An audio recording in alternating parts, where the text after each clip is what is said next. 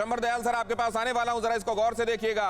पूछा गया है कि पुतिन ने यह क्या किया है, गिनाया गया है कि जिनेवा कन्वेंशन में कब कहां किस रूल के तहत क्या कहा गया था और यह क्या किया गया है। ये देखिए यह अहम खबर, पुतिन की सेना ने लुहांस्क को बर्बाद किया।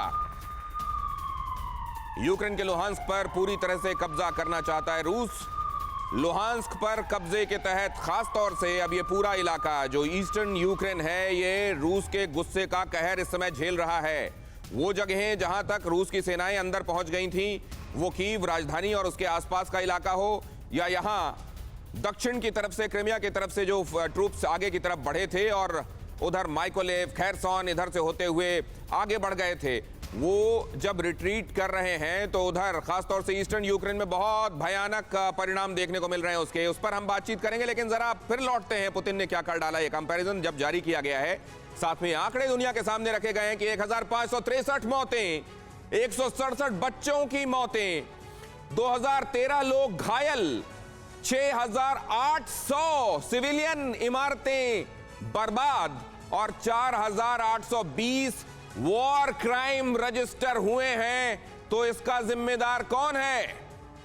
विशंबर दयाल सर, क्या इस वॉर में यूक्रेन रूस के ऊपर भारी पड़ता दिखाई दे रहा है? देखिए ऐसा कुछ नहीं है।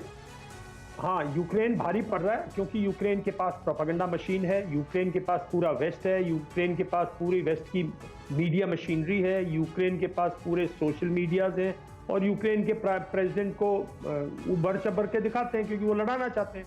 वो चाहते हैं रशिया लंबा इस युद्ध में फंसा रहे, लेकिन ऐसा कुछ नहीं है। प्रेसिडेंट पुतिन ने भी कल दुनिया के इनको एड्रेस किया, किसी ने दिखाया, उन्होंने भी कल एक बहुत बड़ा एड्रेस किया दुनिया के सिटीजन्स को। उन्होंने भी बोला कि आप लोगों के ऊपर महंगाई थोपी जा रही है, इस लड़ाई को बढ़ाया जा रहा है। देखिए कौन सी दुनिया में लिखा हुआ है कि आप शांति चाहते हो तो शांति की बात करो ना। वेस्ट बिल्कुल शांति चाहता ही नहीं, वो हर रोज कहता है हथियार लो, मारो, लड़ो, मरो। डेमोक्रेसी के नाम पे साहब कुछ अच्छे काम करने चाहिए। डेमोक्रेसी के नाम पे जो पिछले वाइस प्रेसिडेंट है अमेरिका के, उन्होंने अमेरिका को बचा लिया, वरना ट्रंप साहब ने जो किया था वो सब देख लिया था हमने। देखिए मुद्दा ये है सिर्फ कि रशिया को कमजोर करने की पूरी कोशिश है, लेकिन उसमें पूरा यूरोप कमजोर पड़ेगा। और ये जहां तक तस्वीरें हैं, देखिए ये तस्वीरें बार बार वही तस्वीरें दिखाई जा रही हैं। इतना विनाश अगर होता तो अब तक मारियोपोल में एक भी आदमी नहीं बचा होता। लेकिन कहीं मैं ये नहीं जस्टिफाई कर रहा कि लड़ाई में क्राइम जो है ये सब जस्टिफाइड है।